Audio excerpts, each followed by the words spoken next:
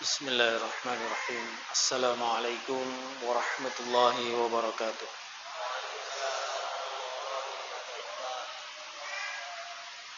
إن الحمد لله نحمده ونستعينه ونستغفره ونعوذ بالله من شرور أنفسنا ومن سيئات أعمالنا من يهده الله فلا مضل له ومن يضلل فلا هادي له أشهد أن لا إله إلا الله وحده لا شريك له وأشهد أن محمدا عبده ورسوله اللهم صل على محمد وعلى آله وأصحابه ومن تبعهم بإحسان إلى يوم الدين يا أيها الذين آمنوا اتقوا الله حق تقاته ولا تموتن إلا وأنتم مسلمون يا أيها الناس اتقوا ربكم الذي خلقكم من نفس واحدة وخلق منها زوجها وبث منهما رجالا كثيرا ونساء واتقوا الله الذي تساءلون به والأرحام إن الله كان عليكم رقيبا يا أيها الذين آمنوا اتقوا الله وقولوا قولا سديدا يصلح لكم أعمالكم ويغفر لكم ذنوبكم ومن يطع الله ورسوله فقد فاز فوزا عظيما أما بعد فإن أصدق الحديث كتاب الله وخير الهدي هدي محمد صلى الله عليه وسلم وشر الأمور محدثاتها فإن كل محدثة بدعة وكل بدعة ضلالة وكل ضلالة في النار أيها الإخوة وأخواتي في الله رحمني الله وإياكم.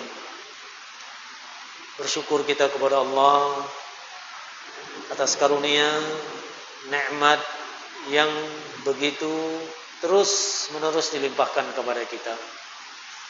Alhamdulillah. Semoga kita termasuk hamba Allah yang bisa mengenali dengan benar atas nikmat Allah, kemudian mensyukurinya dengan apa yang Allah ridha. Hati ini bersyukur, lisan ini bersyukur. Demikian juga anggota badan kita menunjukkan sikap syukur yang benar kepada Allah Azza wa Jalla. Pada kesempatan malam hari ini kita lanjutkan membacakan ayat-ayat di dalam surah Yasin dan kita mengambil faedah dari firman Allah di dalam surah Yasin dan kita mengacu kepada apa yang telah dijelaskan oleh Ibnu Utsaimin rahimahullah terkait dengan surah Yasin ini. Baik. Pertemuan yang terakhir itu di ayat 58. Allah Azza wa Jalla berfirman di ayat 58, sedikit kita mengulang.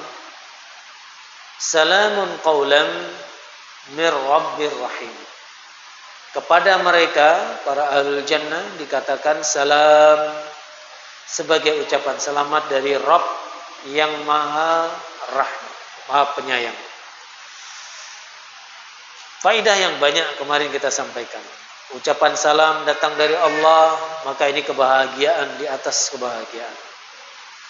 Kemudian kalimat yang kita ambil faedah yang sangat besar adalah ketika diambilnya asma atau sifat Allah Ar-Rahim dikaitkan dengan sapaan salam kepada para ahlul jannah.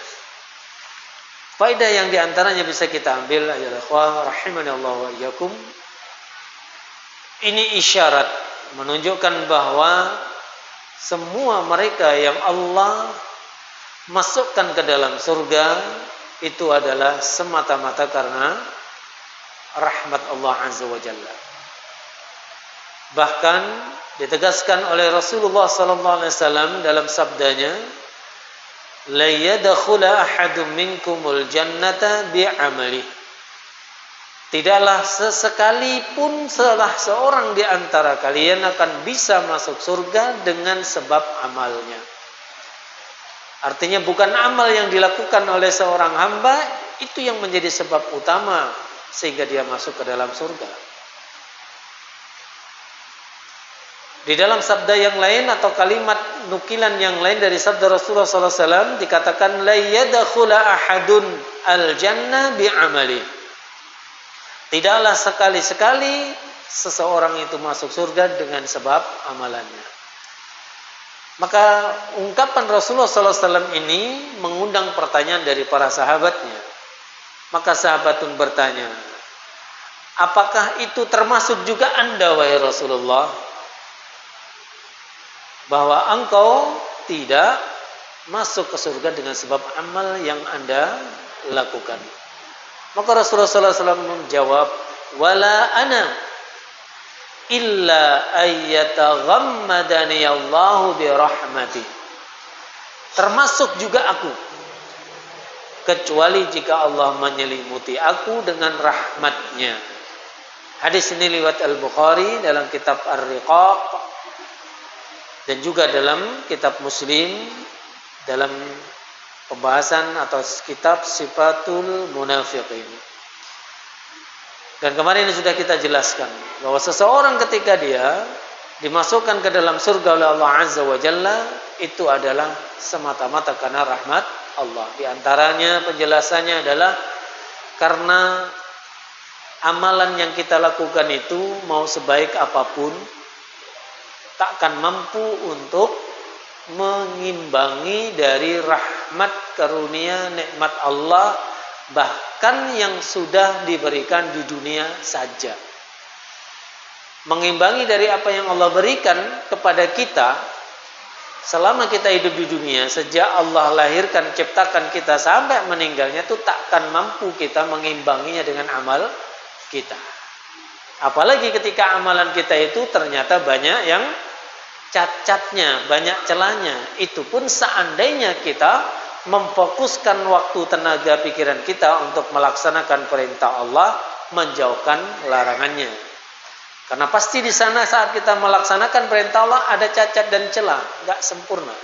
Sebagaimana ketika kita meninggalkan larangan Allah juga tak mampu dengan sempurna. Kadang dohirnya meninggalkan maksiat, tapi batinnya masih juga belum kapok, ya, masih terikat dengan dosa maksiat itu sehingga belum sepenuhnya dia meninggalkannya. Apalagi ketika kita juga sadar masih banyak perintah Allah yang enggak kita kerjakan, sebagaimana juga masih banyak larangan Allah yang kita langgar. Maka bagaimana mungkin akan bisa mengimbangi amalan kita dengan karunia rahmat Allah yang sangat banyak dalam kehidupan kita di dunia ini saja. Dibandingkan dengan apa yang Allah berikan dengan dunia aja kita tak mampu mengimbangi dengan amal kita. Ya, apatah lagi ketika dibandingkan dengan surga Allah yang luar biasa, yang sampai digambarkan itu menjadi rahasia di sisi Allah karena kondisi surga itu keindahannya, kenikmatannya tidak pernah dibayangkan dalam hati manusia, tak pernah didengar oleh telinga manusia, tak pernah pula dilihat oleh penglihatan manusia.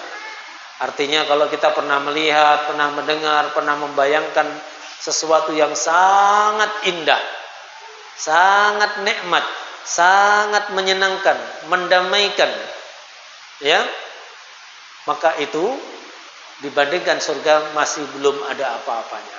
Apa yang di surga jauh lebih hebat, lebih luar biasa daripada yang terlihat atau dilihat oleh mata manusia, didengar oleh pendengaran manusia, dan juga yang mungkin terbayang, terkhayalkan, terbetik dalam hati manusia.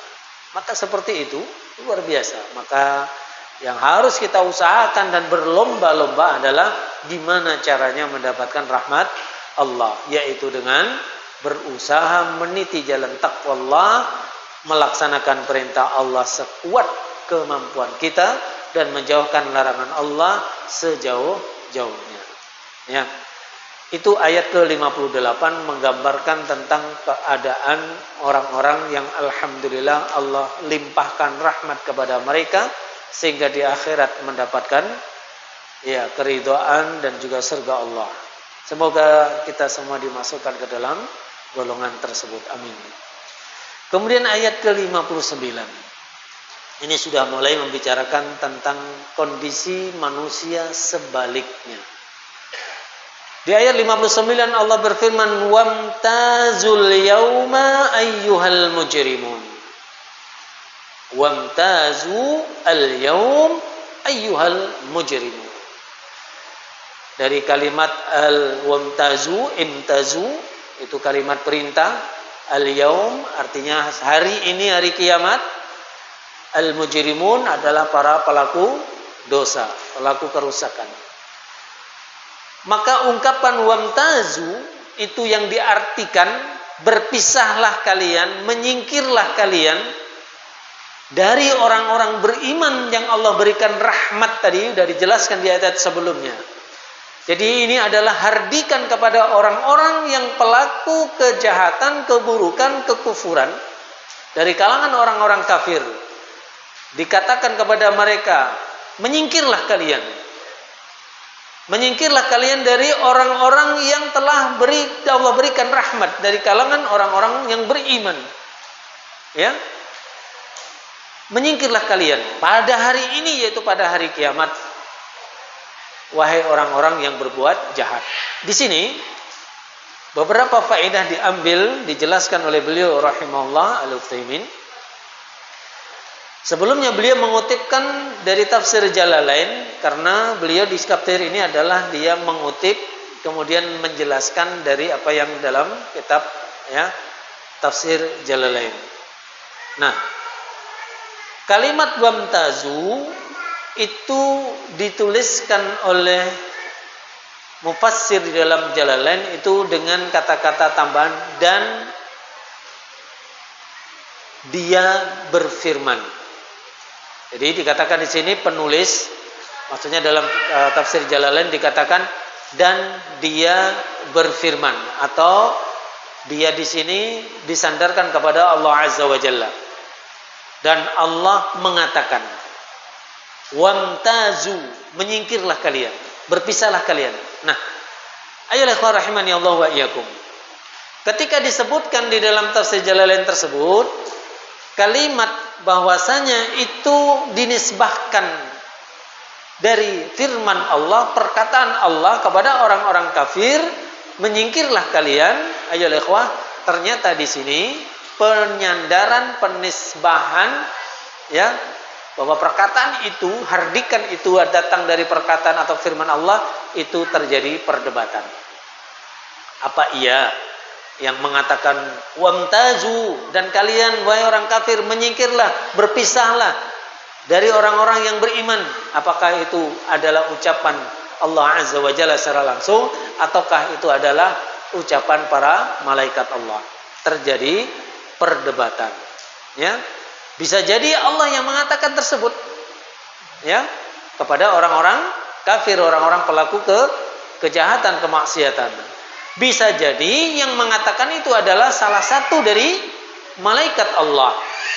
Ya, dan tentunya itu atas perintah Allah Azza wa Jalla.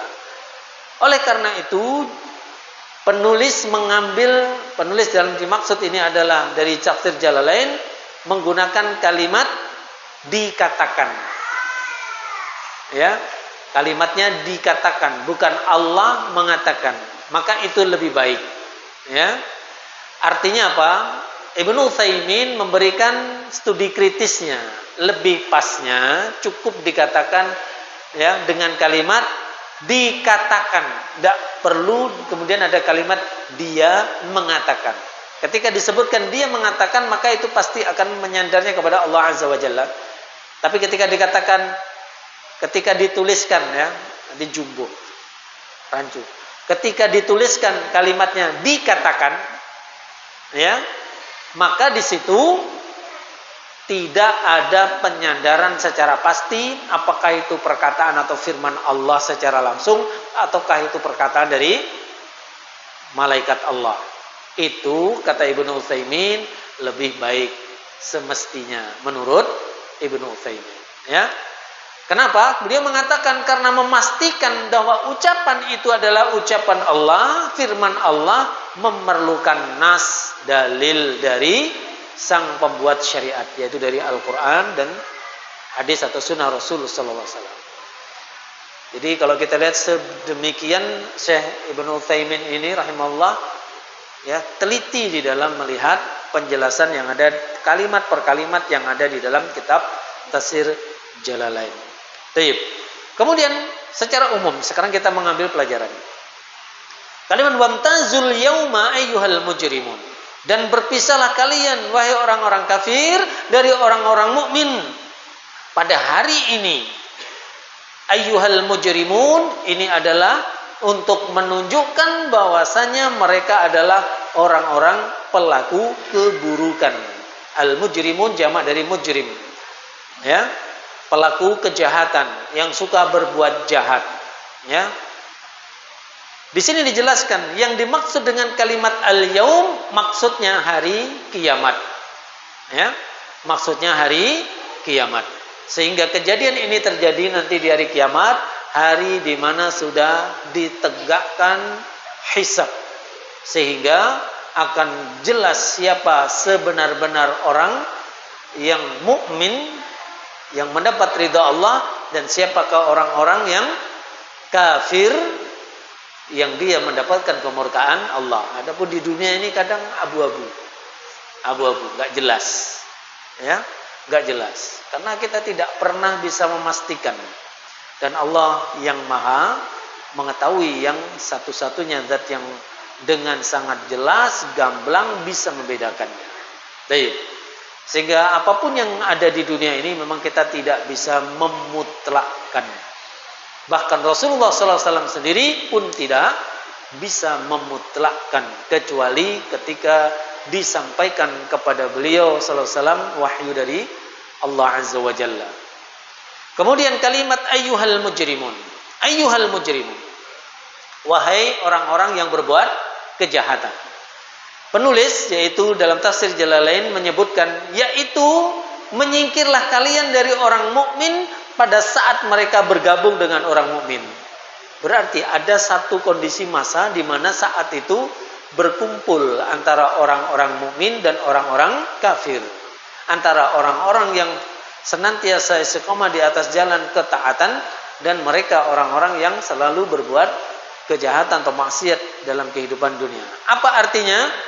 Bahwa nanti pada hari kiamat akan ada hardikan seperti ini.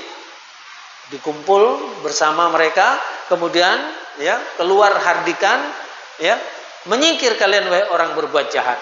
Jangan dekat-dekat dengan orang-orang yang beriman. Menyingkirlah, menyendiri dari mereka. Kenapa? Hikmah yang diambil di sini ayo ikhwah, sebab jalan, ya, orang yang berbuat jahat itu berbeda dengan jalan orang yang berbuat kebaikan. Jalan orang yang beriman, mukmin itu berbeda dengan jalan orang-orang kafir. Orang-orang yang baik, jalan mereka menuju surga. Adapun orang-orang yang berbuat jahat dari kalangan orang kafir, jalan mereka menuju neraka. Sehingga ya diperintahkan kepada mereka untuk menyingkir. Dan ini kalau kita bahas lagi nanti itu diantara apa makna tersirat di situ apa penghinaan. Ya, kalau orang jahat atau orang yang nggak baik ngumpul begitu saja cuma dibilang,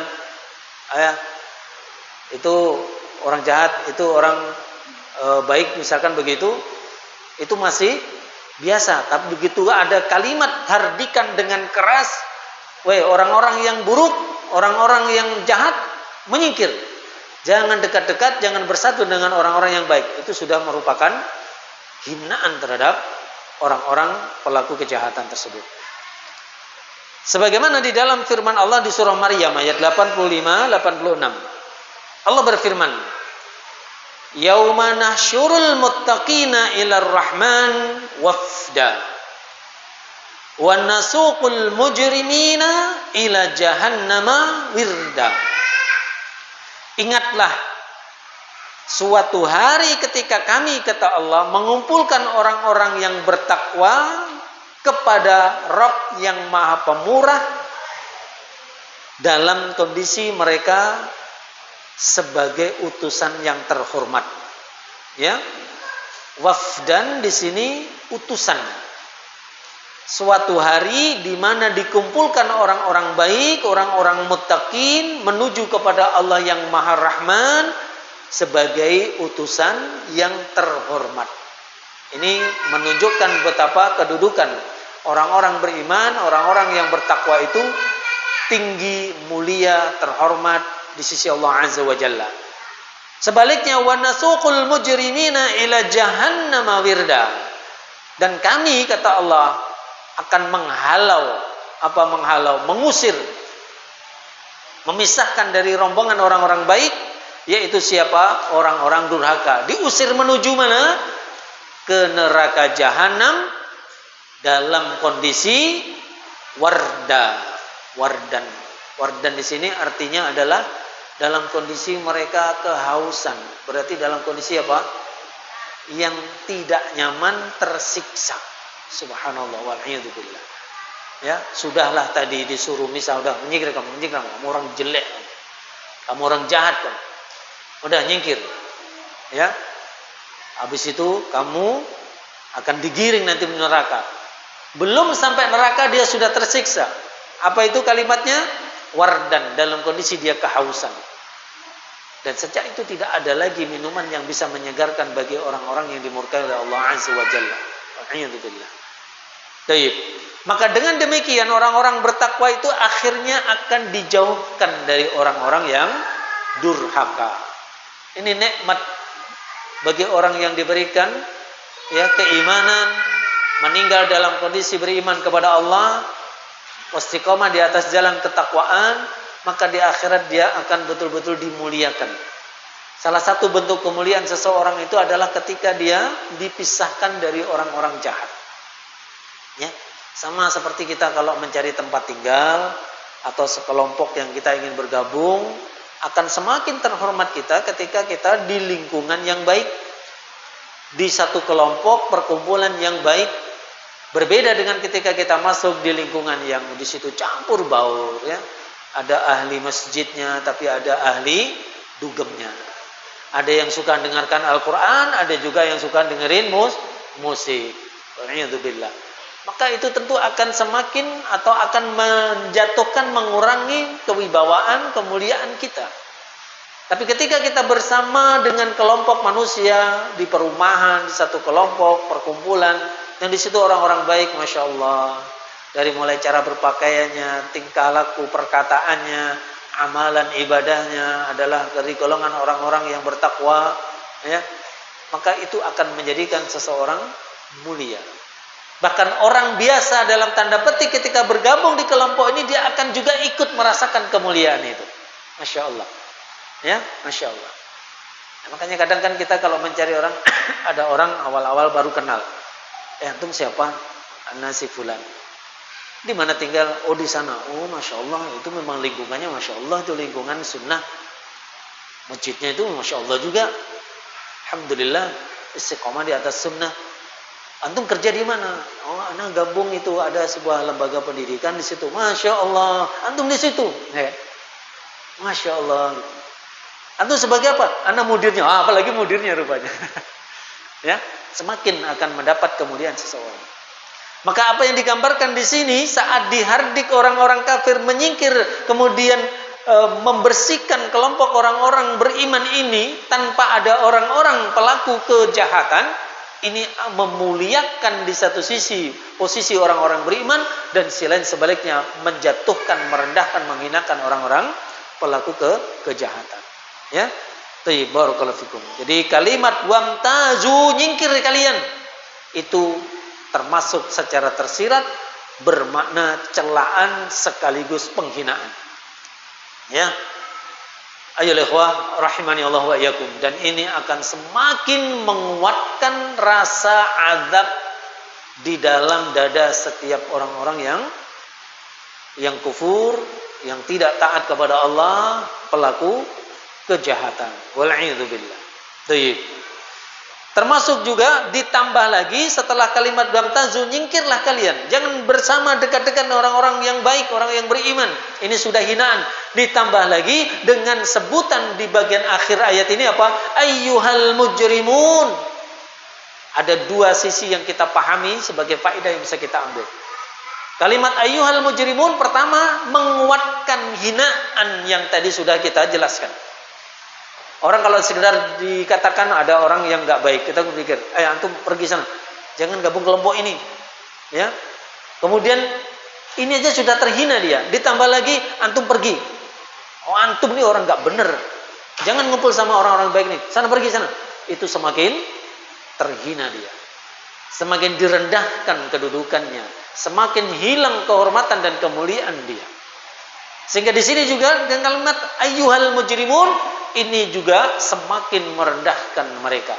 Pertama, yang kedua faedahnya adalah ini menunjukkan bahwasanya di hardiknya mereka agar menyingkir, agar tidak bersama orang-orang beriman itu ada sebabnya.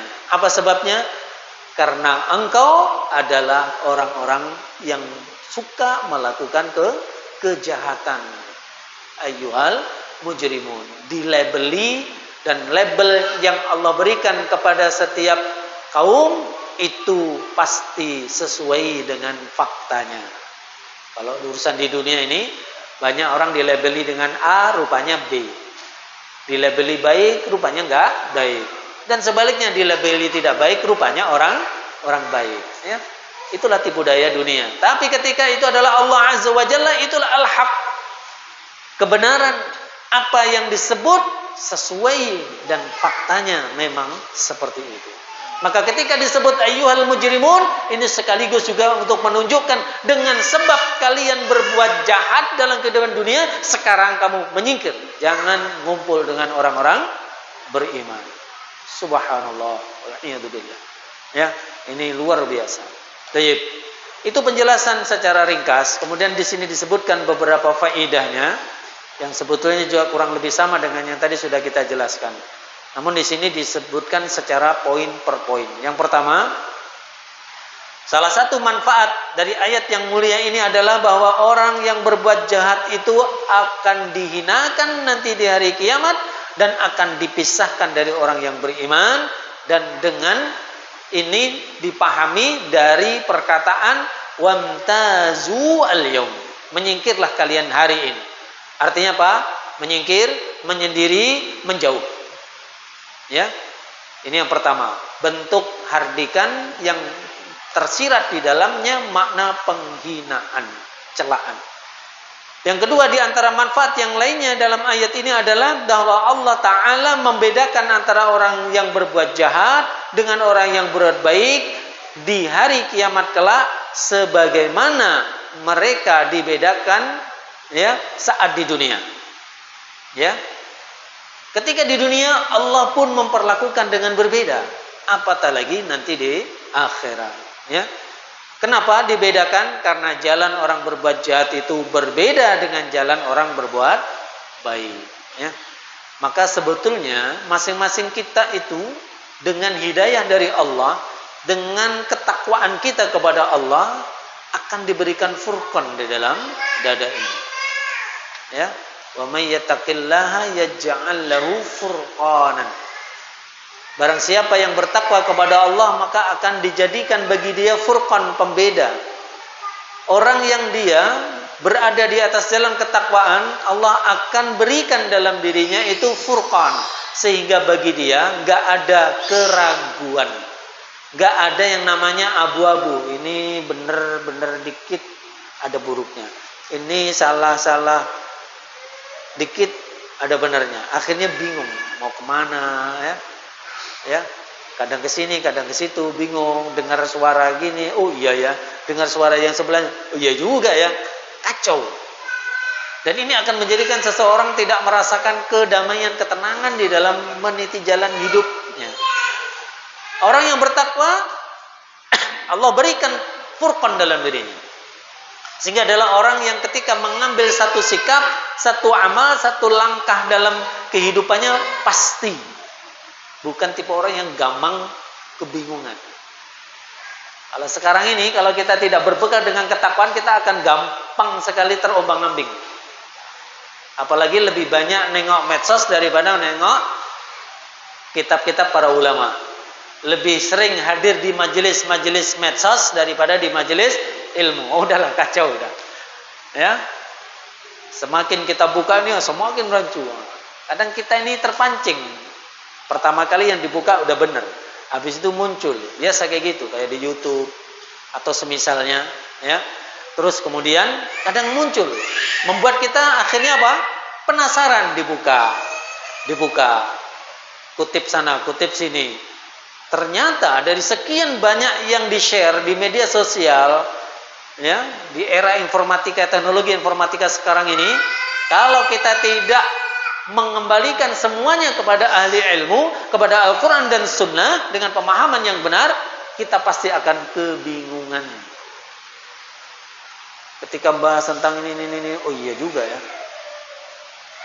Begitu udah kita buka lagi dari kanal yang lain, jelaskan beda lagi, iya juga ya. Terus kayak gitu. Maka berbekalah dengan ilmu yang bersumber dari Al-Quran dan Sunnah, lebih banyaklah hadir majelis ilmu daripada majelis medsos.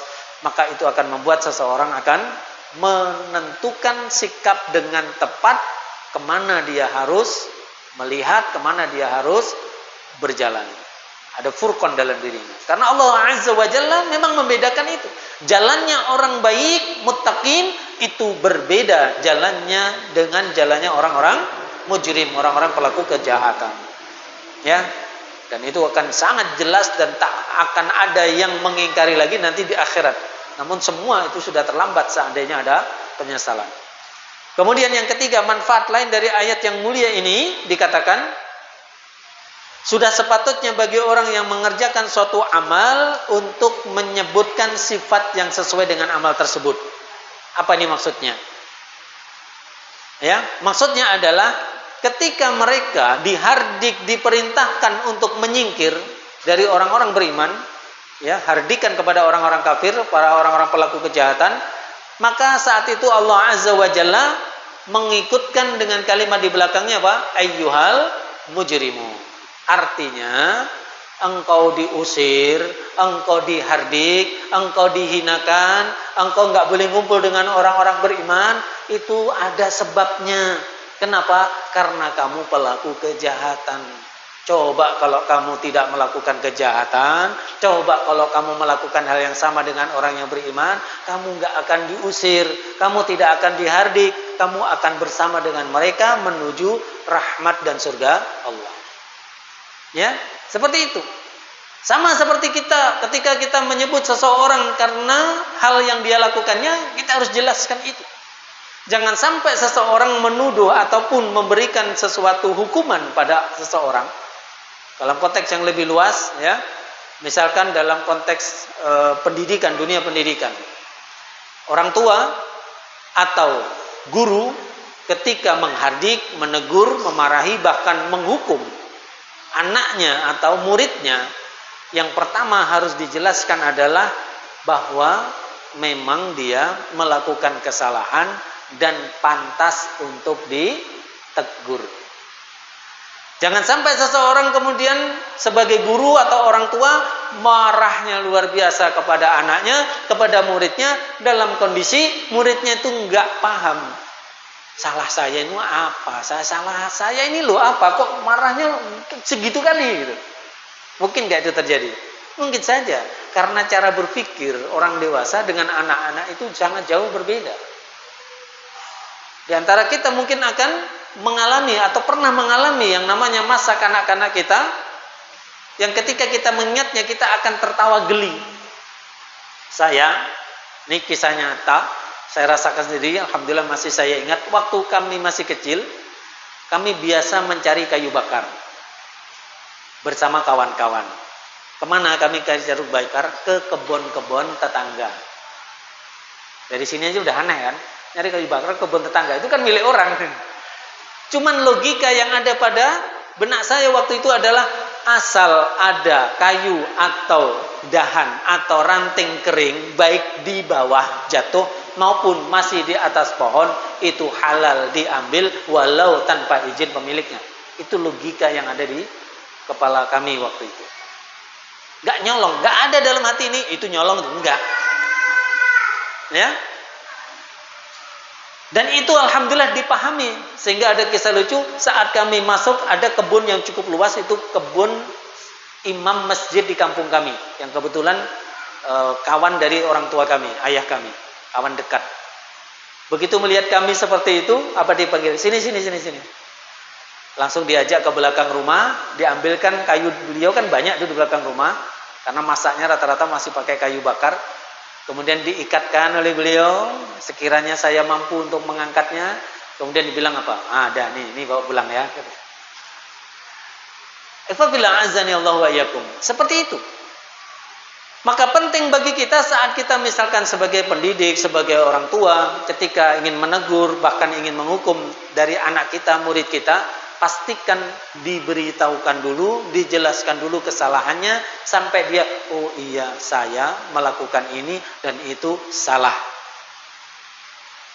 Sampai pada kesimpulan saya salah, berarti memang pantas untuk dinasehati, ditegur atau bahkan dihukum. Ya. Begitu termasuk uslub di dalam pendidikan. Jangan kita menghukum, menghadik, menasehati, marah-marah dalam kondisi si anak gak paham. Ngapain kok marah ya? Maka jangan heran kalau kadang kita lagi negur anak, apalagi kalau murid banyak macam kami di Al-Bayan itu, ada yang nampak ngerti dia mengaku salah, nampak dia ekspresinya, ada yang biasa saja, ada yang di belakang tuh malah cengengesan. Apakah itu berarti dia sedang menantang kita? Enggak, mungkin itu tadi dia enggak paham bahwa dia salah. Ya. Baik, barakallahu fikum. Ini termasuk juga manfaat lain dari ayat ini, bahwa hendaknya orang yang melakukan sesuatu atau mengatakan sesuatu itu menyebutkan sebab atau sifat terkait dengan apa yang kita sebutkan. Agar apa? Kalau bahasa dari agama kita dalam konteks dakwah, iqamatul hujjah. Ya. Iqamatul hujjah itu harus ditegakkan pertama sebelum kita ya menuduh seseorang, oh kamu salah, kamu sesat, kamu pelaku kemaksiatan dan seterusnya. Ya, harus ada penjelasan itu dulu. Berikutnya ya ikhwan rahimani Allah wa iyyakum.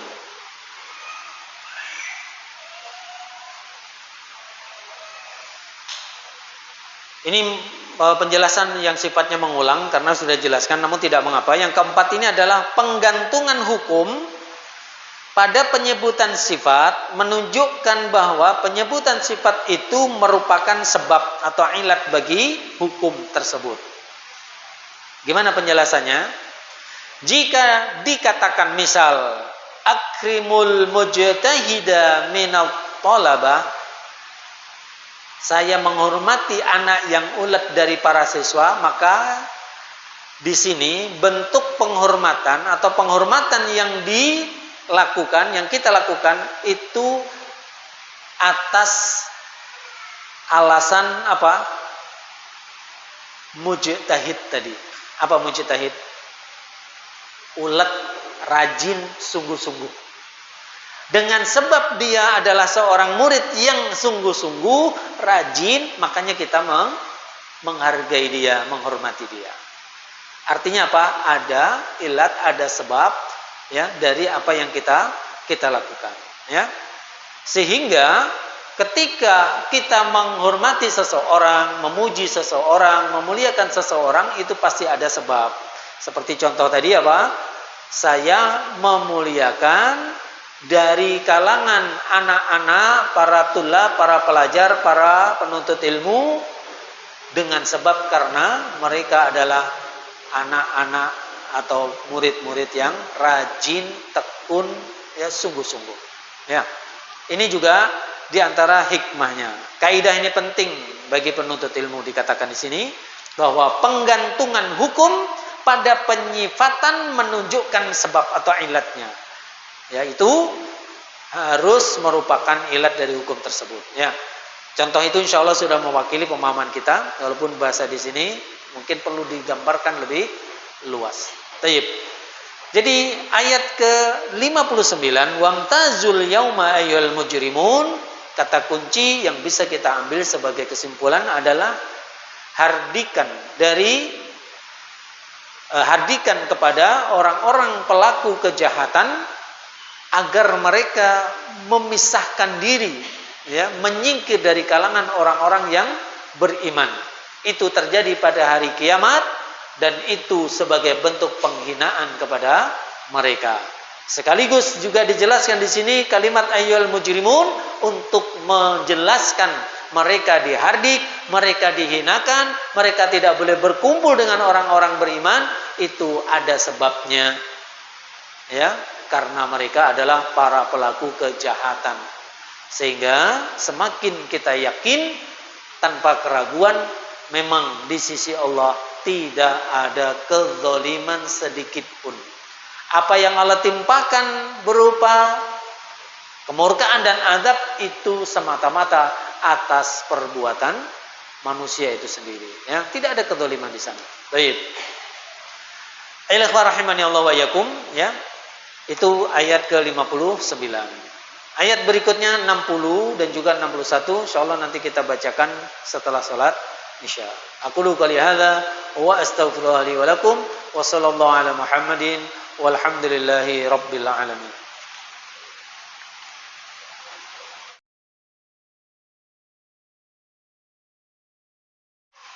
Bismillah.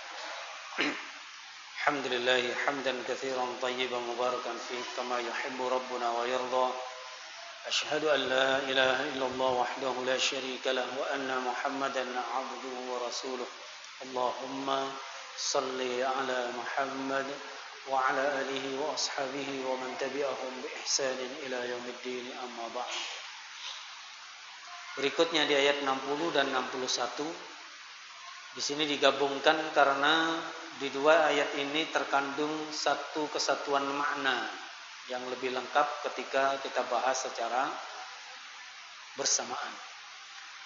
Allah Azza wa Jalla berfirman di ayat ke-60 dan 61. Alam a'had ilaikum ya bani Adam alla ta'budu syaitan innahu lakum aduwwum mubin wa an i'buduni hadza siratum mustaqim. Allah Azza wa Jalla mengungkapkan dengan kalimat alam a'hada ilaikum ya bani Adam. Kalimat pertanyaan, namun di sini adalah untuk penegasan secara makna. Bukankah aku, kata Allah, telah memerintahkan kalian? Atau bukankah aku, kata para nabi dan rasul, sesuai yang Allah perintahkan? Ya, dua konteks ini mungkin bisa dipahami. Bukankah aku telah memerintahkan kepada kalian, wahai bani Adam, apa perintahnya? Alla ta'budu syaitan, agar kalian tidak menyembah syaitan, setan. Innahu lakum aduwwum mubin, sesungguhnya syaitan itu adalah musuh yang nyata bagi kalian. Berikutnya di ayat ke-61, wa ani'buduni, dan hendaknya kalian beribadah kepadaku. Dan kalimat wa'budun atau yang semisal dengan ini seperti di Ad-Dzariyat ayat 56 liya'budun itu sesuai dengan penisbahan kepada penjelasan Ibnu Abbas radhiyallahu anhuma. Selalu kalimat-kalimat seperti ini maknanya adalah liya'budun, artinya liyuwahhidun. Ya, mentauhidkan Allah dalam ibadah. Sehingga ketika dikatakan wa ani'buduni, artinya adalah hendaknya kalian itu beribadah hanya kepadaku, yaitu kepada Allah Azza wa Jalla. Mentauhidkan ibadah hanya untuk Allah. Hadza siratum mustaqim. Inilah jalan yang lurus. Baik, Masya Allah. Banyak faedah yang ada di dalam dua ayat ini, luar biasa. Dan ini bahkan menjadi prinsip dasar di dalam ajaran Islam. Ya. Setelah Allah Azza wa Jalla di ayat sebelumnya menggambarkan kejadian nanti di akhirat, bagaimana orang-orang dari pelaku kejahatan dari kalangan orang-orang kafir yang menentang rambu-rambu syariat dihardik, diusir agar menyingkir dari kelompok orang-orang beriman sebagai bentuk penghinaan sekaligus adab bagi mereka. Maka kemudian Allah di ayat berikutnya membuat sebuah kalimat yang seakan-akan bertanya, istifham, ya, yang pada makna terkandung tersirat di dalam istifham ini, kalimat tanya ini sebetulnya adalah penetapan, ya. Jadi ibaratnya orang atau kita mungkin punya anak lah, dari awal sudah kita wanti-wanti, nak, jangan main pisau, bahaya. Ngayel, masih juga main pisau, takut. Akhirnya dia terkena pisau itu, terluka jarinya, keluar darah, nangis, sakit. Biasanya kita bilang apa? Kan udah dibilang tadi, jangan main pisau, pisau tajam berbahaya. Ngeyel sih kamu, gitu kan? Ya, itu umumnya. Walaupun ada juga orang tua yang Masya Allah lembut. Ya. Aduh nak, kenapa? Oh, ya udah sini. Gak ada dihardik sama sekali, mungkin. Tapi itu contoh paling mudahnya. Ya, sudah diingatkan sebelumnya, kok tetap saja dilanggar. Di sini dikatakan, sudah diperintahkan pada kalian itu. Apa perintahnya? Jangan menyembah syaitan. Apa menyembah? Jangan ikuti ajakan syaitan. Kan udah dibilang. Kok masih ngikut juga?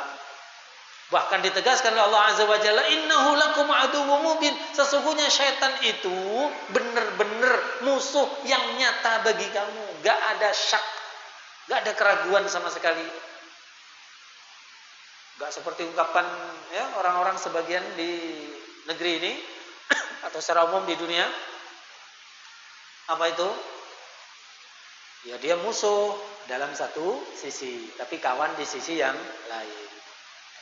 Sehingga tidak ada kawan sejati sebagaimana tidak ada musuh sejati. Yang ada kepentingan sejati, atau nggak ada musuh abadi, nggak ada kawan abadi, yang ada kepentingan yang abadi, kan itu. Itu ungkapan siapa? Politikus ya. Ya, barakallahu fikum. Syaitan betul-betul musuh yang nyata. Artinya apa?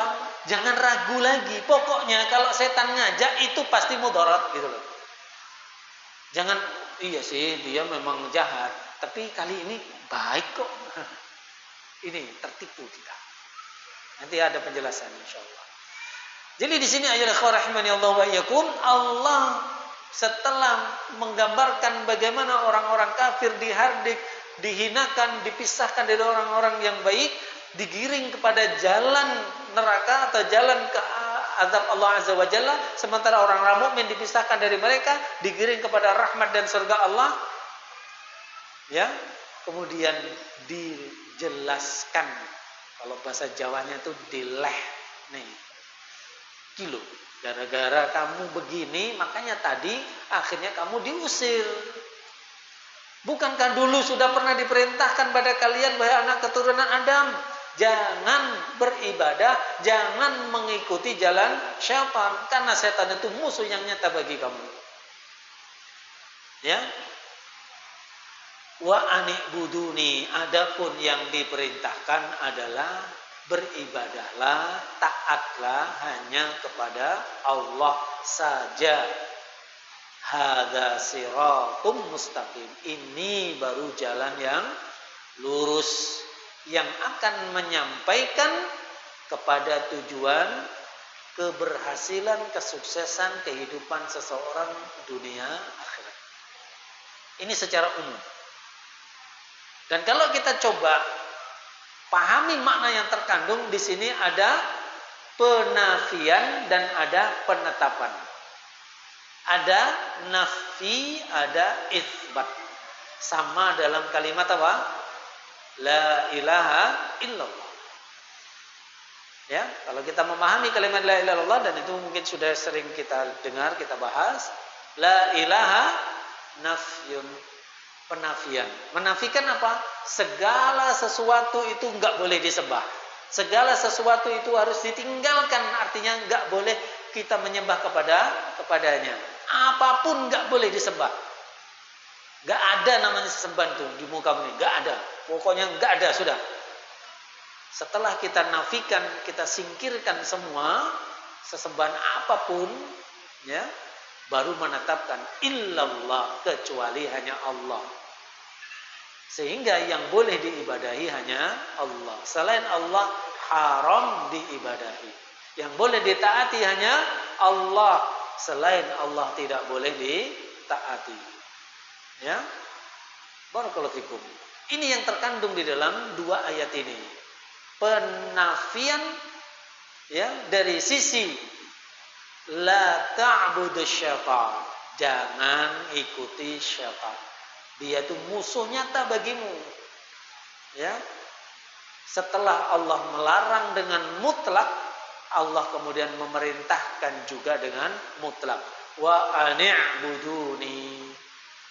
Tinggalkan syaitan, jangan taati syaitan, cukup taat kepadaku saja, kepada Allah Azza wa Jalla.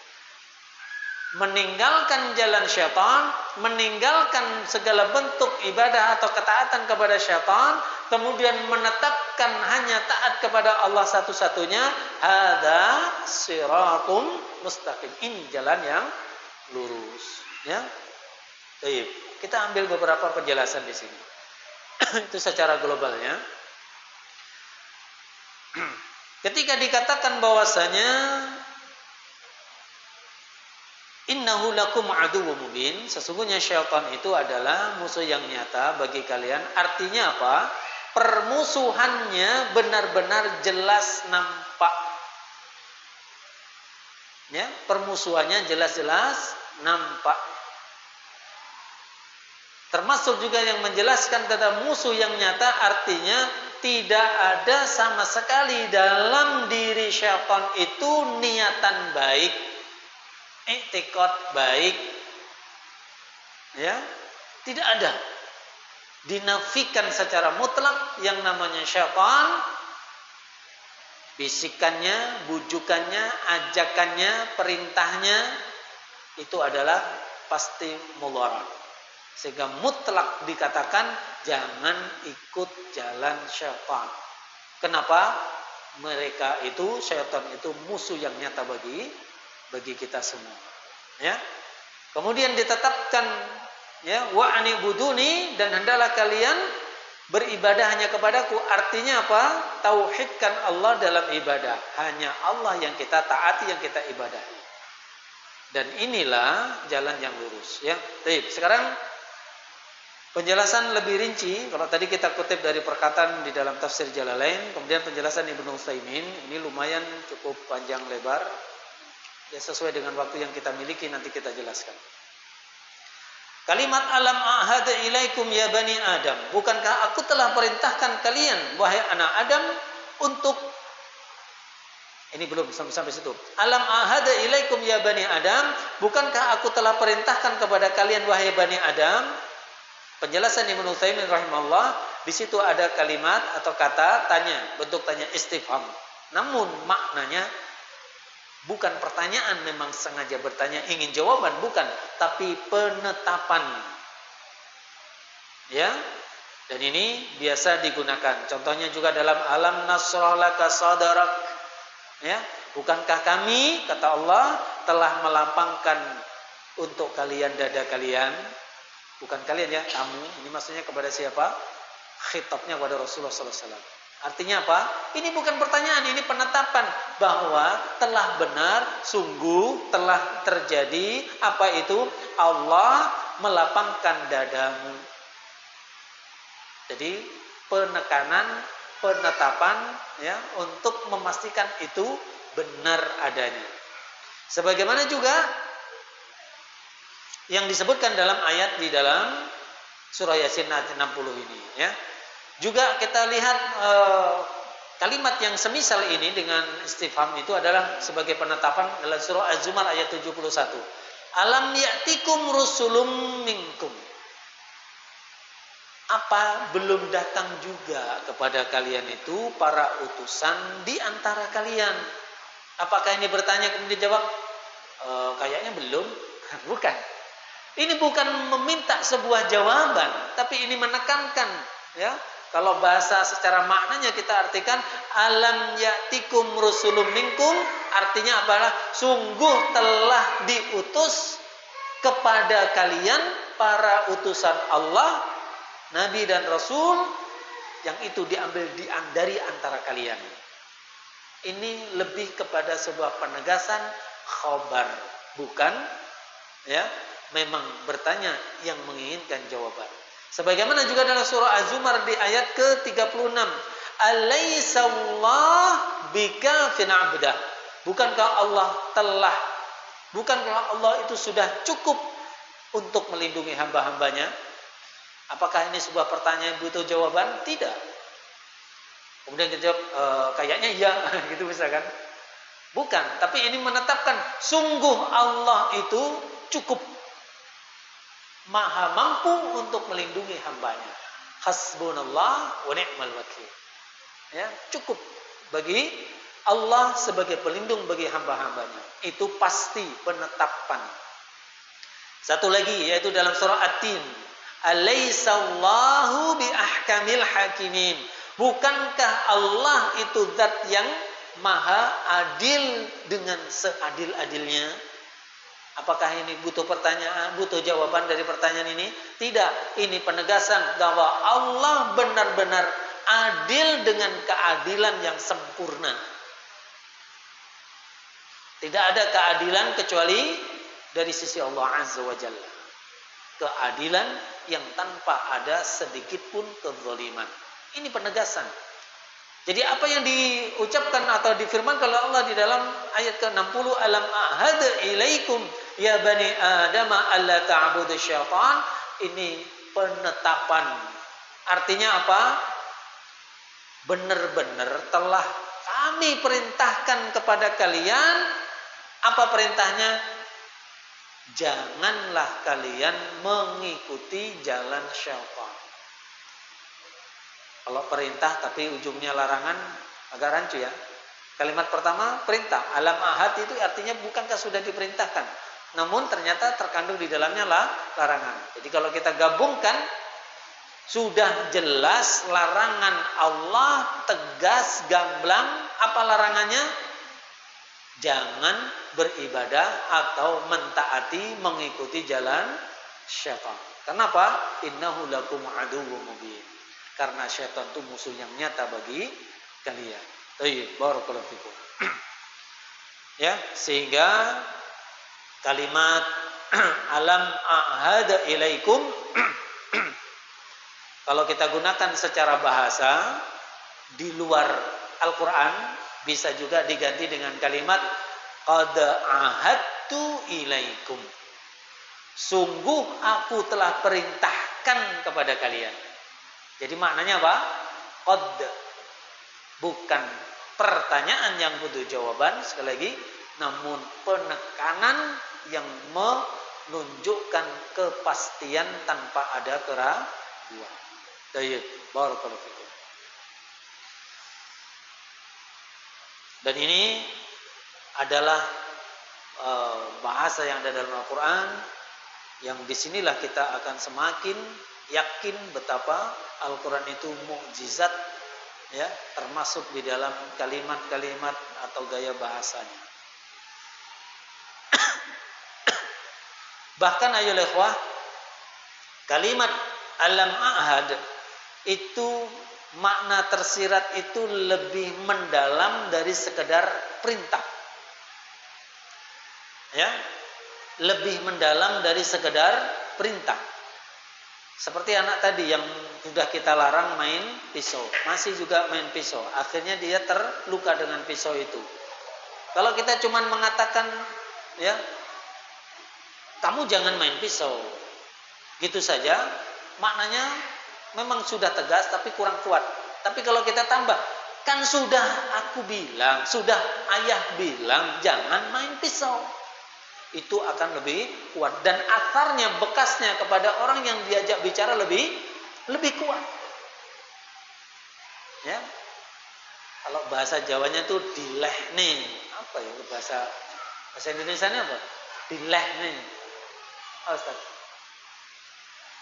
Apa ya? Belum ketemu padan katanya. Ya, artinya betul-betul ini loh, sehingga orang yang tadinya mungkin kenapa kok begini-begini, ini loh sebabnya, kan sudah dibilang. Akhirnya iya ya, aduh nyesel aku, nah, gitu. Ya, sehingga sekali lagi di sini dikatakan itu lebih mendalam maknanya daripada sekedar perintah biasa. Ya, baik.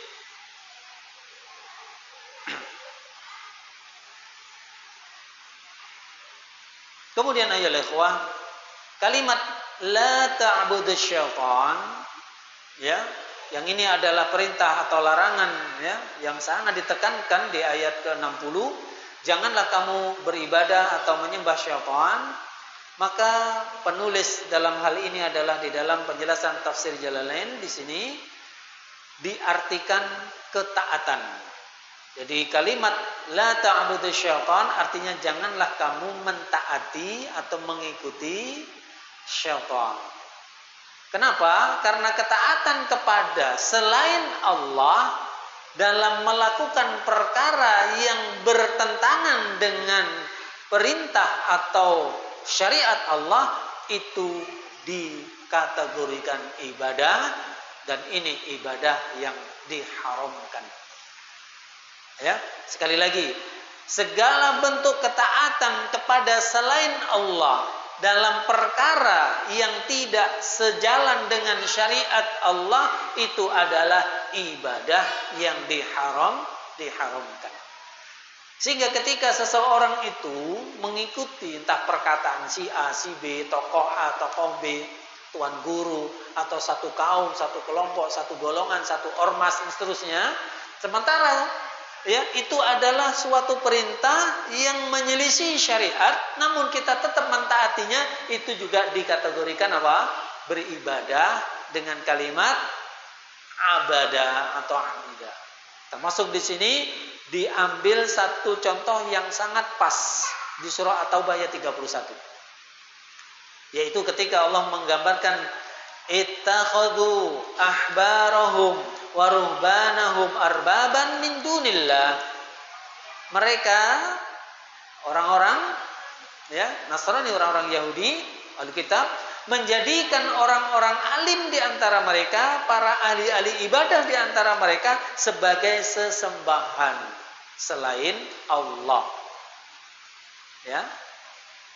Bahkan dikatakan wal Masih ibn Maryam dan Masih Maryam, yaitu Nabi Isa yang disebut dengan Al-Masih, anak dari Maryam, dijadikan sesembahan bagi mereka. Nah,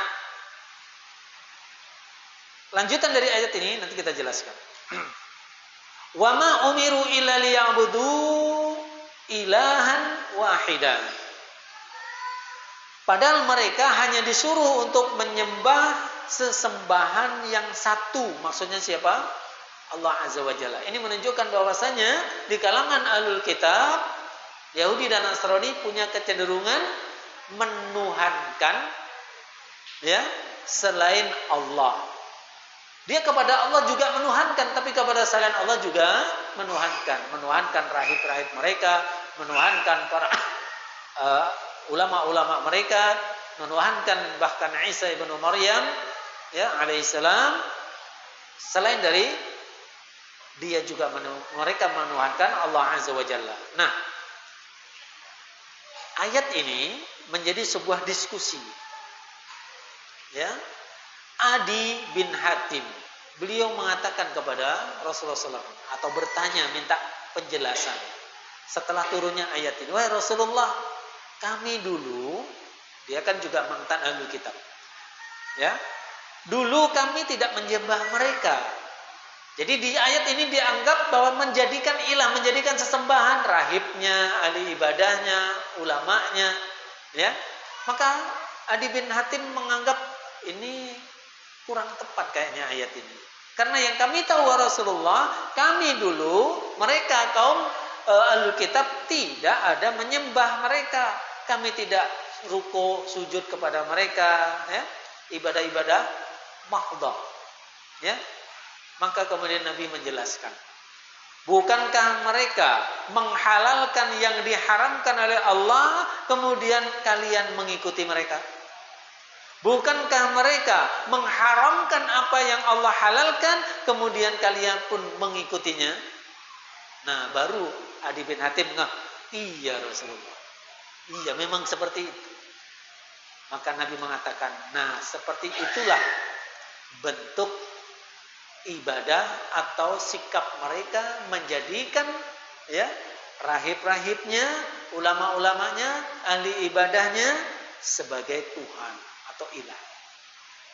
Maka kembali kepada ayat di dalam surah Yasin tadi, la ta'budus syaitan, kita bawa kepada apa yang ada dalam At-Taubah 31 dengan penjelasan hadis yang ini ada riwayat At-Tirmidzi. Di dalam diambil dari tafsir Al-Qur'an bab wa min suratit Taubah. Ya, di sini bisa diambil kesimpulan bahwa yang dimaksud la ta'budus syaitan, janganlah kamu menyembah syaitan, artinya janganlah kamu mengikuti bujukan, ajakan, perintah, tipu daya syaitan ketika itu menyelisihi syariat Allah Azza wa Jalla. Ya. Maka ya ikhwan rahimani Allah wa iyyakum, ini adalah yang bisa dan harus kita pahami dari makna la ta'budus syaitan. Baik, kemudian apa sih bentuknya ketika dianggap seseorang menjadikan syaitan sebagai sesembahan atau mentaati syaitan? Baik. Mungkin ada yang bertanya, kami tidak merasakan setan menyuruh kami. Ada yang merasa, kemarin saya ketemu setan, saya disuruh begini. Ada? Ada yang pernah ngalami kayak gitu? Enggak. Jadi apa maksudnya tidak mengikuti atau tidak mentaati atau tidak beribadah kepada syaitan? Kalau tadi contoh yang digambarkan Adi bin Hatim yang diabadikan itu kisahnya di At-Taubah ayat 31 kan jelas. Ada rahib, ada para pemuka agama, ya, ahli ibadahnya. Kemudian mereka mengatakan ini diikuti walaupun bertentangan dengan syariat. Maka ayyuhal rahimani Allah wa iyyakum, di sini penjelasan agak panjang, kita ambil kesimpulannya saja bahwa yang dimaksud dengan menjadikan syaitan sebagai sesembahan atau beribadah kepada syaitan atau mentaati syaitan artinya segala sesuatu yang itu muncul dalam diri kita sebuah dorongan atau dari orang lain sebuah ajakan yang itu menyelisih syariat Allah, itu termasuk bagian dari ajakan syaitan dan kita tak boleh mengikutinya. Jadi bagaimana tolok ukurnya? Tolok ukurnya adalah syariat Allah. Maka siapapun yang dia sengaja menyelisih syariat Allah, maka saat itu dia sedang beribadah kepada syaitan. Sekali lagi, siapapun yang dia sengaja menyelisih syariat, maka saat itu dia sedang mentaati syaitan. Jadi bukan kemudian kemarin aku ketemu sama syaitan, kemudian dia nyuruh aku begini. Emang ada yang ngalamin kayak gitu? Ya. Sementara syaitan ini masuk ke dalam tubuh manusia melalui menjeredamnya jalan aliran darah. Saking lembutnya, saking luar biasanya, sehingga orang nggak merasa kalau sedang kerasukan.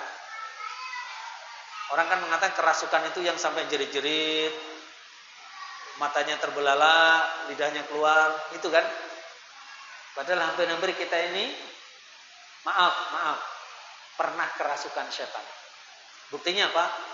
Perintah Allah enggak kita kerjakan padahal sadar. Larangan Allah tetap kita langgar padahal sadar. Kan namanya kerasukan itu, ya kan? Itu lebih berbahaya daripada yang kerasukan sampai jerit-jerit itu. Orang yang kerasukan ya, yang sampai kemudian diruqyah, kira-kira dia melakukan dosa enggak? Tidak, itu orang sakit. Tapi kalau seseorang yang namanya kerasukan setan seperti yang sedang kita pahami ini, kemudian mendorong atau mengubah perilakunya, perkataannya, perbuatan anggota badannya, apalagi sampai masuk waliyadzubillah ke i'tiqad keyakinannya, menyimpang dari syariat, subhanallah, waliyadzubillah. Ini jauh lebih besar mudaratnya. Sehingga ya ikhwah rahimani Allah wa iyyakum, ya. Ketika dikatakan la ta'budu syaitan, artinya jangan kita menyelisih syariat Allah. Karena setiap penyimpangan dari syariat Allah yang itu kita lakukan dengan sadar, sengaja, itulah bentuk peribadatan kita, ketaatan kita, penyembahan kita kepada syaitan. Allahu a'lam bishawab. Ya. Baik, barakallahu fikum.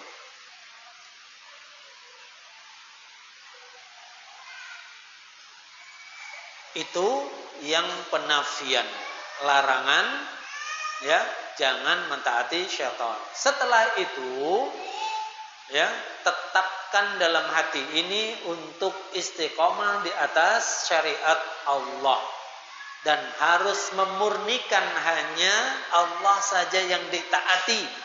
Adapun selain Allah hanya kita taati ketika sesuai sejalan, tidak bertentangan dengan syariat Allah. Bagaimana ketaatan kita kepada Rasulullah SAW? Taatnya kita kepada Rasulullah SAW sebetulnya itu dalam rangka melaksanakan perintah Allah. Ya, ati'ullah wa ati'ur rasul. Siapa yang memerintahkan ini? Al-Quran. Jadi taatnya kita kepada Rasulullah SAW itu karena diperintahkan oleh Allah. Sehingga ketika kita taat kepada Allah Azza wa Jalla dan juga taat kepada Rasulullah SAW, bukan berarti kita sedang menduakan ketaatan. Tetap satu. Sehingga kalian wa'buduni, dan beribadahlah, taatilah hanya kepadaku. Atau di dalam surah Adz-Dzariyat liya'buduni, ya. Dan untuk beribadah kepadaku, untuk bertaat hanya kepadaku, itu tidak berubah maknanya, tidak bertentangan dengan ati Allah wa ati'ur rasul. Itu kan ada tambahan tuh Ustaz, wa ulil amri minkum. Di sini menunjukkan penjelasan ulama. Ati Allah, kemudian diulang kalimat ati'u kepada Rasul, menunjukkan ketaatan kita kepada Allah, ketaatan kita kepada Rasulullah SAW itu mutlak. Ya. Adapun ketaatan kepada ulil amri minkum itu bergantung jika sesuai dengan apa yang disyariatkan oleh Allah dan Rasulnya Sallallahu Alaihi Wasallam. Ya. Baik, barakallahu fikum. Jadi ketaatan kita kepada Rasul bukan berarti itu menduakan ketaatan, yaitu taat kepada Allah dan Rasulnya, tidak. Tapi itu adalah satu kesatuan karena apa yang disampaikan Rasul itu adalah yang disampaikan atau diwahyukan oleh Allah kepada beliau sallallahu alaihi wasallam. Jangan pula nanti gara-gara itu akhirnya kita jadi ingkarus sunnah. Wal'iyadu billah. Menolak segala sesuatu yang datang ya dari selain Allah, termasuk hadis-hadis Rasulullah SAW ditolak semua. Hanya Al-Quran saja. Nah, ini adalah termasuk penyimpangan dan ini tipu daya syaitan yang menyerang di antara ya, kaum muslimin atau yang mengaku sebagai kaum muslimin. Baik. Kemudian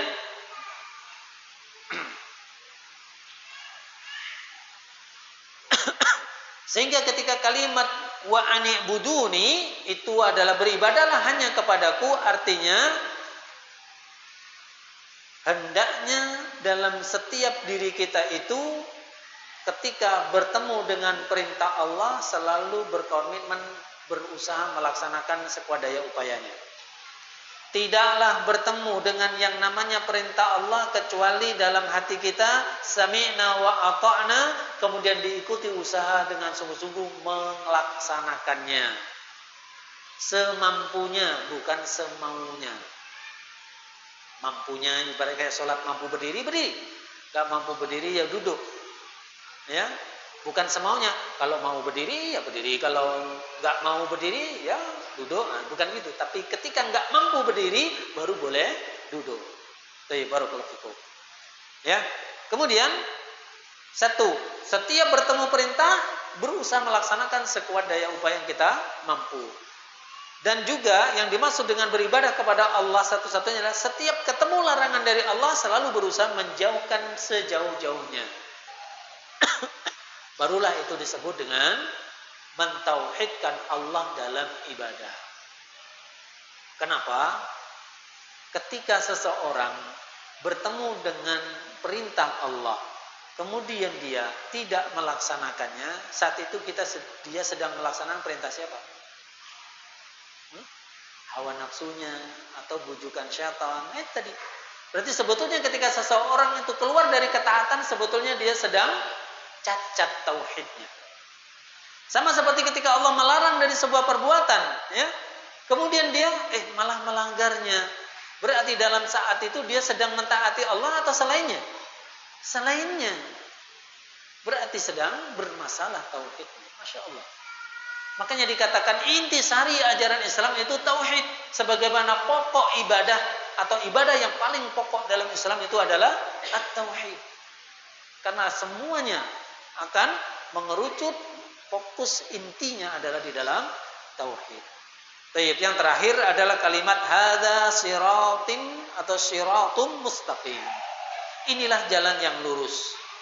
Ya, ada penjelasan yang indah di dalam tulisan beliau rahimahullah.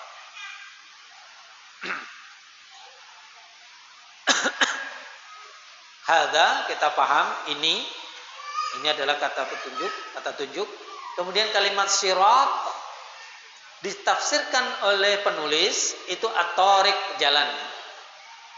Ini yang dijelaskan oleh penulis maksudnya adalah dalam tafsir Jalalain. Kemudian diberikan keterangan oleh Ibnu Utsaimin di sini. Menurut Al-Utsaimin rahimahullah yang lebih tepat ya bahwa tidak setiap thariq itu sirat. Sehingga ketika as-sirat diartikan thariq atau jalan, maka beliau mengatakan tidak setiap kata at-thariq itu mutlak artinya as-sirat. Akan tetapi kata beliau rahimahullah, kata as-sirat artinya jalan yang lurus dan rata. Ya. Dari kata as-siratu atau az-ziratu. Yang artinya apa? Kalau dikatakan az-ziratu itu artinya menelan sesuatu dengan cepat. Menelan sesuatu dengan cepat itu baru bisa kita lakukan bila lurus, rata. Ada lurus tapi beronjalan, nggak rata, nyangkut-nyangkut. Ada yang dia rata tapi nggak lurus, belok-belok, juga nyangkut-nyangkut. Ya enggak? Ini membantu memahamkan saja. Jadi Masya Allah Ibnu Utsaimin ini menjelaskan sampai sedetil itu. Jadi kata sirat itu adalah lurus dan rata. Apa lurus? Nggak ada kebengkokan, nggak ada belokan. Dan itulah jalan tercepat untuk sampai tujuan, lurus. Kalau kita cari berbagai macam garis, yang paling pendek di antara sekian banyak garis itu yang lurus atau yang belok-belok atau yang miring. Yang lurus. Ada 2 titik, satu di sini, satu di sini. Kemudian kita bikin garis sembarang. Ada yang muter sana, ada yang belok-belok situ. Pokok semuanya ke situ. Kemudian ada yang ditarik lurus. Mana yang paling pendek? Yang lurus. Sirat artinya lurus. Ditambah lagi sirat itu adalah tidak Apa? Sirat itu adalah rata. Apa maksudnya rata? Tidak ada apa istilahnya itu ya? Di sini tidak ada naik turunnya. Nah, gitu. Atau tidak ada sesuatu yang membuat ya jalan itu tidak rata. Maka kata sirat di sini ayyuhal ikhwah rahimani Allah wa iyyakum, sirat adalah lurus dan rata. Dan ini ayyuhal ikhwah rahimani Allah wa iyyakum, inilah yang paling bisa mudah menyampaikan seorang hamba kepada tujuannya. Apa tujuannya? Faman zuhziha 'anil nar wa udkhilal jannah faqad faz. Di surah Al-Imran ayat 185. Barang siapa yang Allah selamatkan dia dari neraka, kemudian dimasukkan ke dalam surga, maka sungguh dialah orang yang sukses dengan sebenar-benar kesuksesan. Itu tujuan kita. Untuk mencapai tujuan kita itu, jalan termudah yang Allah sediakan adalah yang namanya sirat mustaqim. As-sirat al-mustaqim.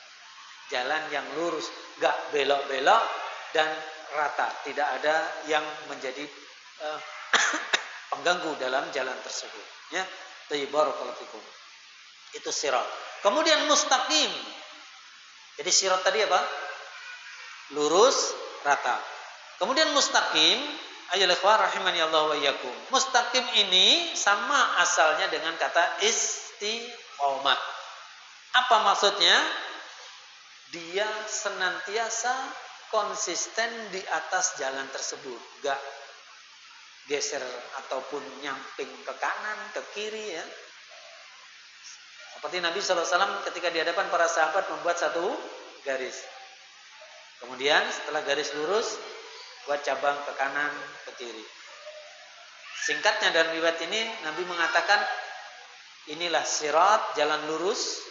Adapun yang menyamping-nyamping ini subul, jalan-jalan yang menyimpang. Dan setiap jalan yang menyimpang ini ada penyeru, dan setiap penyeru ada pengikut. Kadang kan kita pakai logika. Mana ada orang nyeru yang aneh-aneh kok orang ikut. Ya buktinya loh ada. Ada tokoh-tokoh tertentu yang kata kita itu orang maaf, orang gak waras, orang gila. Ya ada pengikutnya.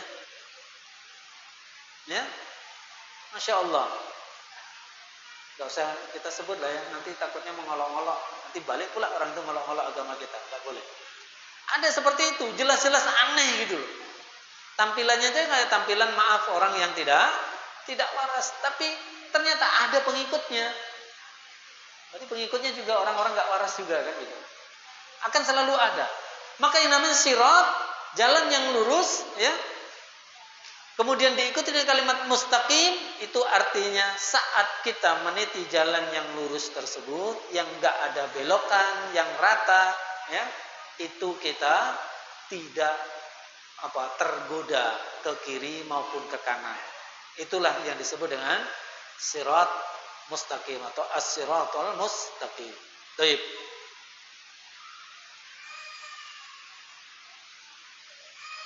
Kemudian ada penjelasan di sini.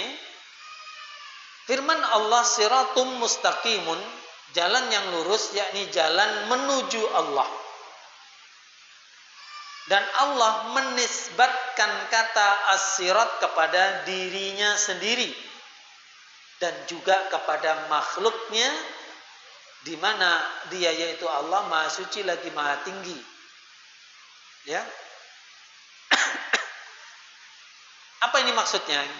Sebentar, kita jelaskan. Ketika kalimat siratal mustaqim ada dua penisbatan. Ada yang menisbatkan kepada Allah atau Allah menisbatkan siratal mustaqim itu kepada Allah Azza wa Jalla.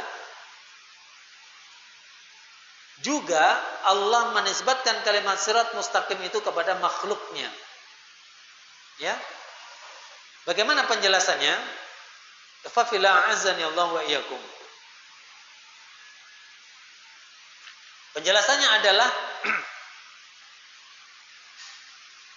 ketika Allah menisbatkan jalan itu kepada dirinya, maksudnya bahwa Allah lah yang menetapkan, menyediakan jalan yang lurus. Allah yang menyediakan, Allah yang telah menetapkan, ini loh wahai hambaku jalan yang lurus. Maka ikuti. Ya, maka ikuti. Kemudian ketika dinisbatkan kepada hamba Allah atau orang yang meniti jalan tersebut, maksudnya adalah kenapa? Karena mereka hamba Allah yang meniti jalan tersebut, mereka sedang menuju kepada siapa? Allah Azza wa Jalla melalui syirat al-mustaqim. Artinya tidak ada pertentangan di dalam dua pemahaman tersebut, ya. Dan kalimat siratal mustaqim akan semakin jelas ketika kita melihat bagaimana ya yang dijelaskan di surah Al-Fatihah ayat ke-7. Ya. Ihdinas siratal mustaqim siratal ladzina an'amta 'alaihim ghairil maghdubi 'alaihim waladdallin. Ya Allah, tunjukilah kami jalan yang lurus, sirat mustaqim, as-sirat al-mustaqim. Kemudian dijelaskan siapa atau apa itu sirat mustaqim? Sirat yaitu jalan alladzi an'amta alaihim, yaitu jalan dari orang-orang yang telah engkau berikan nikmat kepada mereka. Yang ini dijelaskan di dalam surah dan ayat yang lain, maksudnya adalah para nabi dan rasul, para siddiqin, syuhada, sholihin. Ya. Ghairil maghdubi alaihim waladdallin, bukan jalan orang kaum murkai. Kenapa dimurkai? Karena mereka berilmu tahu kebenaran tapi enggak mengikuti kebenaran. Berilmu tak beramal. Waladdallin, dan juga bukan jalan orang yang sesat. Siapa? Mereka semangat beramal namun amalannya tidak didasari atas ilmu yang benar. Dan dua kelompok besar ini adalah, yang pertama al-maghdub itu adalah Yahudi, dan ad-dhal itu adalah Nasrani. Sehingga ketika dikatakan seseorang sedang meniti jalan yang lurus, artinya seseorang yang setiap kali dia tahu kebenaran dia mengikutinya, dia mengamalkannya, dan seseorang yang di setiap amalannya selalu didasari atas ilmu. Ada faedah menarik yang kemarin sempat kami dengar dari penjelasan salah seorang ustadz kita, Ustadz Abu Khubaib. Udah ngisi di sini kan? Ustadz Taufik Abu Khubaib, hafizallahu ta'ala. Beliau menjelaskan, saya lupa mengambilkan dari kitab apa. Ketika di dalam satu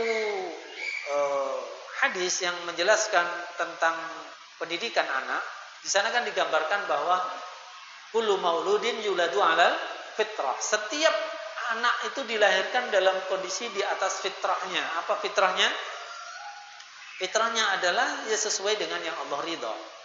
Mentauhidkan Allah, lurus mengikuti ya jalan Allah, perintah Allah laksanakan, larangan Allah ditinggalkan. Ya. Kemudian setelah itu hadis menjelaskan orang tuanya lah yang akan menjadikan anak ini berubah dari fitrahnya menjadi Yahudi, menjadi Nasrani. Penjelasan ya yang disampaikan beliau, masya Allah bagus. Apa itu? Kalimat orang tuanya menjadikan anak tersebut cenderung ke Yahudi atau ke Nasrani, itu lihatlah penjelasan atau tafsir dalam surah Al-Fatihah.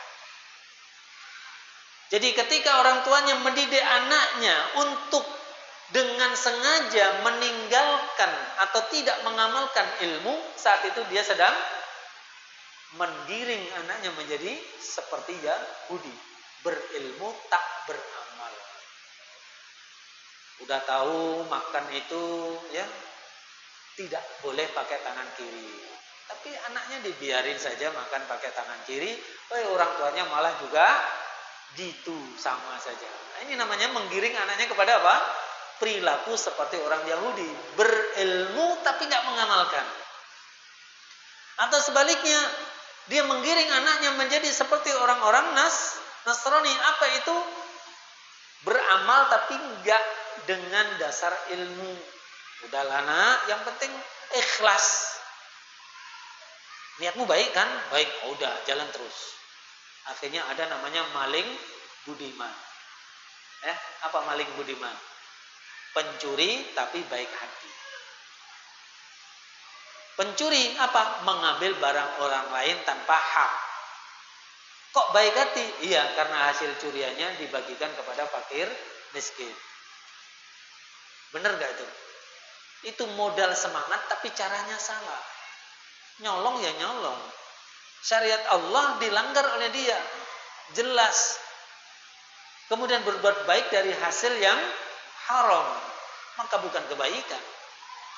Ya, bukankah dulu di zaman sejarah pembangunan Ka'bah, setelah dirobohkan dan dibangun kembali, sebelum masuknya Islam, sebelum Nabi SAW diangkat jadi Nabi dan Rasul SAW, ya, orang-orang petinggi Quraisy atau suku yang kabilah di Arab sana saja mengatakan apa?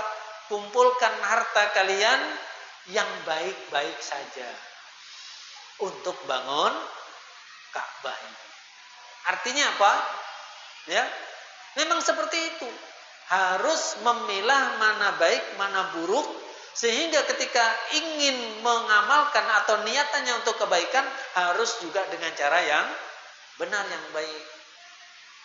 Ya, niatan baik tidak secara otomatis menjadikan baik cara yang keliru. Ya, barakallahu fikum. Jadi ini adalah hikmah atau faidah-faidah yang bisa kita ambil, kita ringkas ya. Kalau di sini cukup panjang lebar, tapi insya Allah sudah bisa kita cukupkan dan insya Allah semoga mewakili ya. Baik.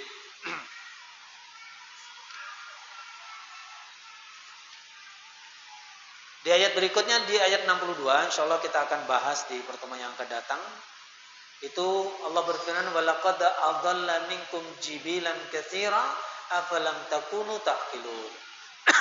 Sesungguhnya syaitan itu telah menyesatkan sebagian besar di antara kalian, maka apakah kalian tidak memikirkan? Artinya apa?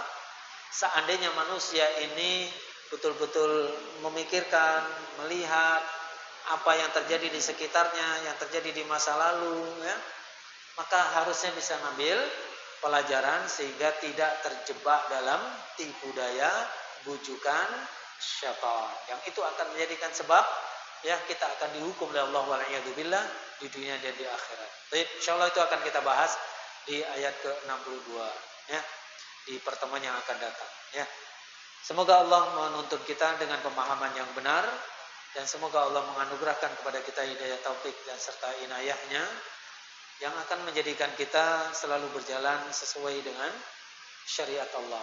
Betul-betul melekat dalam diri ini at-tauhid, beribadah hanya kepada Allah, perintah Allah kita laksanakan sekadar upaya, larangan Allah kita tinggalkan sejauh-jauhnya. Hanya perintah Allah yang kita ikuti, hanya larangan Allah yang kita juga ikuti. Ya, itulah bentuk ibadah yang dibangun di atas dasar tauhid. Baik, semoga Allah mudahkan jalan bagi kita. Amin ya rabbal alamin. Itu saja yang bisa kami sampaikan. Mohon maaf atas salah dan khilaf. Aqulu qouli hadza wa astaghfirullah li wa lakum. Subhanakallahumma wa bihamdika asyhadu an la ilaha illa anta astaghfiruka wa atubu ilaik. Wassalamualaikum warahmatullahi wabarakatuh.